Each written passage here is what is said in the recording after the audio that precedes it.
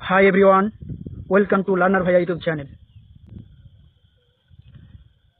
এটা most important question, কিন্তু এটা তোমরা বলতে পারো যে তোমাদের যাদের যাদের ওই তিনটা হরমোনের রাসায়নিক সংকেত ক্লিয়ার আছে তারাই কিন্তু একমাত্র অ্যান্সারটা ঠিকভাবে দিতে পারবে। যেমন কি নাইট্রোজেন বিহীন বলেছে, মানে কি এখানে নাইট্রোজেন থাকবে না, তার মানে অক্সিজেনের যদি সংকেত লিখি আমরা ওখানে তো নাইট্রোজেন আছে, জিব্রেলিনের যদি সংকেত লিখি, সাইটোকিনের যদি সংকেত লিখি, তাহলে আমরা বুঝতে পারবো যে কোনটাতে নাইট্রোজেন নেই। তারপর নাইট্রোজেন বিহীন বলছে, মানে নাইট্রোজেন অ্যাবসেন্ট, তাহলে অক্সিজেনে যদি আমরা সংকেত লিখতে যাই তাহলে কি হবে C10 H9 O2N, এবং জিব্রেলিনে যদি আমরা সংকেত লিখি তাহলে আমরা কি লিখতে পাবো C19। জিব্রেলিনের সংকেত, অক্সিজেনের অলরেডি সংকেতটা আমি একবার লিখেছি, এবার জিব্রেলিনের সংকেতটা আমরা লিখছি C19 H22, তারপরে হচ্ছে O6।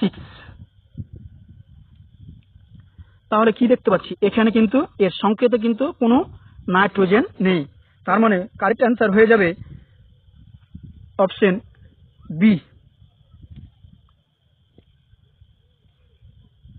বুঝতে পারছো আশা করি? তোমাদের কিন্তু রাসায়নিক সংকেত থেকে এটা কোশ্চেনটা মানে অ্যান্সার দিতে পারবে যদি রাসায়নিক সংকেতটা ক্লিয়ার থাকে। আর রাসায়নিক সংকেতগুলো সবাই মনে রাখবে কিন্তু ভালো করে। দেখো একটা ছক আকারে মনে রাখতে পারো যে প্রথমে কিন্তু অক্সিজেন, দ্বিতীয়তে হচ্ছে জিব্রেলিন, তৃতীয়তে হচ্ছে সাইটোকাইনিন, কিন্তু মাঝেরটাতে নাইট্রোজেন নেই। মনে রাখবে এভাবে, মাঝেরটাতে নাইট্রোজেন নেই, বাদ বাকি অক্সিজেনও নাইট্রোজেন আছে, সাইটোকাইনিনও নাইট্রোজেন আছে। এভাবে মনে রাখতে পারো। পরবর্তী কোশ্চেন, চলো তোমাদের প্রিন্টেড করে আমি অ্যান্সারটাও লিখে রেখেছি তোমাদের সুবিধার জন্য, তোমরা ভালো করে দেখে নিবে পিডিএফ থেকেই। এবং পরবর্তী কোশ্চেন হলো মুকুল ও বীজের সুপ্ত অবস্থা ভঙ্গনে সাহায্য করে কোন হরমোন?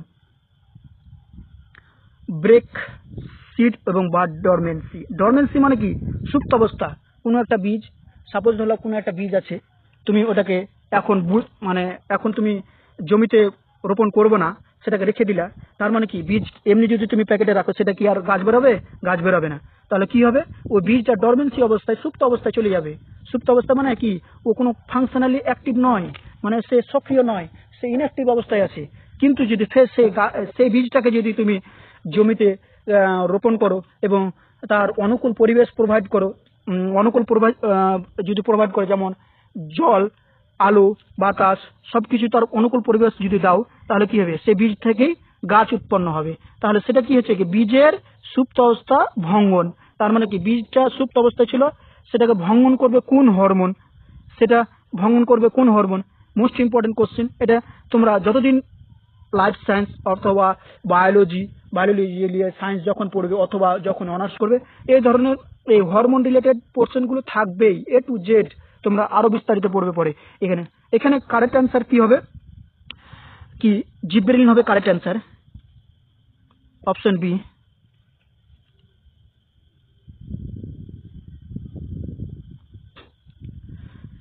এবং পরবর্তী কোশ্চেনটি হলো পর্বমধ্য দৈর্ঘ্য বৃদ্ধিতে সাহায্য করে কোন হরমোন?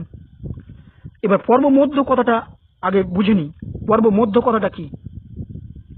আমরা অনেকে হয়তো পর্বমধ্য কথাটা বুঝতে পারি না, তাহলে পর্বমধ্য কথাটা আগে বুঝে নিই। পর্বমধ্য কথাটা হলো যে যে কাণ্ড, একটা উদ্ভিদ আছে, কাণ্ড নিলাম, একটা বৃহৎ কাণ্ড নিলাম, এখানে পাতা আছে, কাণ্ডটা নিলাম, কাণ্ডর মাঝে মাঝে এখানে একটা নোড আছে, এখানে একটা নোড আছে, এখানে নোড আছে, এটা একটা নোড পর্ব, এটা একটা নোড পর্ব, এটা একটা নোড পর্ব।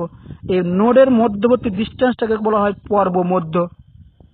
পর্ব মধ্য। এবং এটার এখানে বলছে যে পর্ব মধ্য এবং এই যে দুটা পর্বের মাঝের ডিস্টেন্সটাকে যে কোন হরমোন বাড়াবে, অর্থাৎ বাড়াতে সাহায্য করবে? বলো, তোমাদের সুবিধার্থে আমি এক্সপ্লেনেশন করে দিলাম যে বলো পর্বমধ্য বৃদ্ধিতে সাহায্য করবে কোন হরমোন? কারেক্ট অ্যান্সার হবে জিব্রেলিন, বি হবে কারেক্ট অ্যান্সার। চলো পরবর্তী কোশ্চেন, অ্যান্সার প্রিন্টেড দেওয়া আছে, তোমরা দেখে নিবা।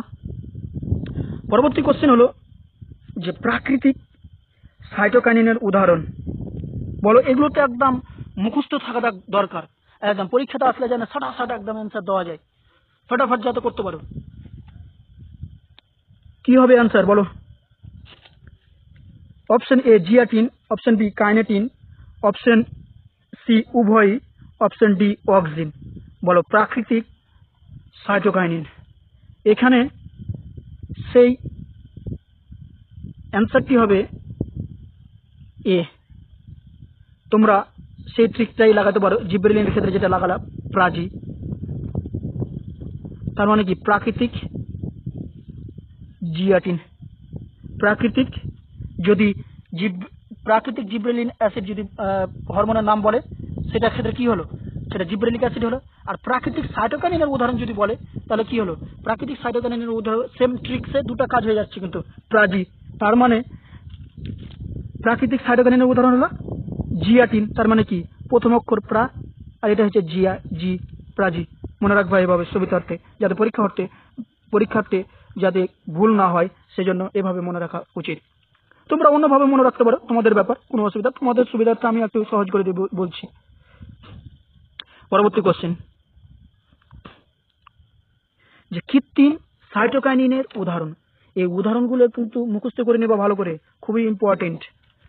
কৃত্রিম সাইটোকাইনিনের উদাহরণ হলো, বলো কি হবে উদাহরণ? জিয়াটিন, কাইনেটিন, অক্সিন এবং কোনোটি নয়। বলো কি হবে? এর কারেক্ট অ্যান্সার হবে কাইনেটিন। এটা মনে রাখতে পারো এভাবে, কৃত্রিম বলেছে তো ক্রি, আর এখানে নামে আছে কা, তাহলে কি হলো? ক্রিকা বলে মনে রাখতে পারো যে ক্রিকা। তার মানে কি এখানে ক্রি আর এখানে কা, তার মানে যে ক্রিকা। মনে রাখতে পারো এভাবে, যাতে ভুল না হয়। তাহলে যে কৃত্রিম সাইটোকাইনিনের উদাহরণ যদি পরীক্ষা হলে চলে আসে, তাহলে কি করবো? ক্রিকা মনে রাখবো এভাবে, কৃত্রিম কাইনেটিন এভাবে মনে রাখবো, যাতে ভুল হবে না। এবং পরবর্তী কোশ্চেন হচ্ছে পত্রমোচন বিলম্বন করে কোন হরমোন? লিফ সিনেসেন্ট। লিফ সিনেসেন্ট মানে কি? পাতাকে বুড়াতে দিবে না, মানে পাতা বুড়াবে না অত তাড়াতাড়ি। তাহলে যদি পাতা যদি না বুড়ায়, বা পাতা যদি না বয়স্ক হয়ে যায়, তাহলে কি হলে? পাতা পাকবে না। না পাকলে মানে কি সেটা ঝরে পড়বে না। সেজন্য বলছি যে কোন হরমোন পত্রমোচন বিলম্বন করে, মানে কি পাতা সহজে পাকবে না, অথবা পাতাকে ঝরে পড়তে দেবে না, কোন হরমোন?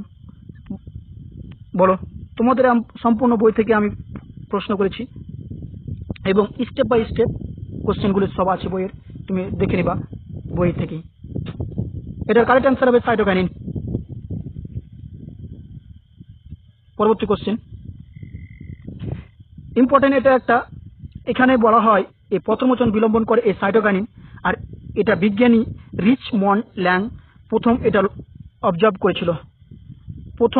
করেছিলেন বিজ্ঞানী রিচমন্ড ল্যাং। এজন্য এইটাকে বলা হয় রিচমন্ড ল্যাং প্রভাব, এটাকে বলা হয়। এবং এটা সাইটোকাইনিনের ফলে হয় পত্রমোচন বিলম্বন। প্রচুর ইম্পর্টেন্ট, কিন্তু যা যা কোশ্চেন করাচ্ছি প্রচুর ইম্পর্টেন্ট, তোমরা কিন্তু করে নেবে, অবশ্যই করে নেবে। এবং পরবর্তী কোশ্চেনটি হলো যে উদ্ভিদের কোষ বিভাজনে গুরুত্বপূর্ণ ভূমিকা পালন করে কোন হরমোন? অক্সিন, জিব্রেলিন, সাইটোকাইনিন এবং কোনোটি নয়। এটা দেখো যে এটার মনে হবে যে একাধিক অ্যান্সার হতে পারে, যে দুটো অ্যান্সার হতে পারে, কিন্তু এখানে একটা কথা লক্ষ্য করো যে কোষ বিভাজনে গুরুত্বপূর্ণ ভূমিকা বলছে। গুরুত্বপূর্ণ যদি বলে তাহলে সেটা হবে সাইটোকাইনিন। আর কিন্তু এমনি তো জাইলেম ডিফারেন্সিয়েশন আরো বড় ক্লাসে যাবে, তখন তোমরা পড়তে পারবে সেটা অক্সিনে কিন্তু হেল্প করে। অক্সিন কিন্তু হেল্প করে সেটা ওই ডিফারেন্সিয়েশনে, কিন্তু এখানে গুরুত্বপূর্ণ ভূমিকা পালন করে কোষ বিভাজনে সাইটোকাইনিন।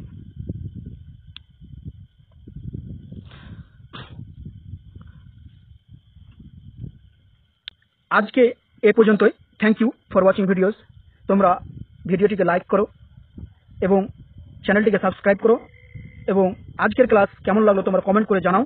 এবং তোমাদের কাছে একটাই রিকোয়েস্ট, তোমরা ভিডিওগুলিকে তোমাদের বন্ধু ও অন্য স্টুডেন্ট যারা পড়ছে ক্লাস 10 বা মাধ্যমিকের জন্য পড়ছে, তাদের কাছে শেয়ার করো বেশি বেশি করে। তোমাদের হোয়াটসঅ্যাপ গ্রুপ এবং টেলিগ্রাম গ্রুপে শেয়ার করো, এবং তোমাদের জন্য আমরা পরিশ্রম করতে একদম রেডি আছি। তোমরা ভালো রেজাল্ট করলে আমাদের খুশি হবে। তোমাদের সাকসেস একমাত্র আমাদের টার্গেট। তোমরা সাকসেস হও, তোমরা ভালো রেজাল্ট করো। থ্যাংক ইউ এবং ভালোভাবে পড়াশোনা করো। Thank you. আজকে এ পর্যন্তই।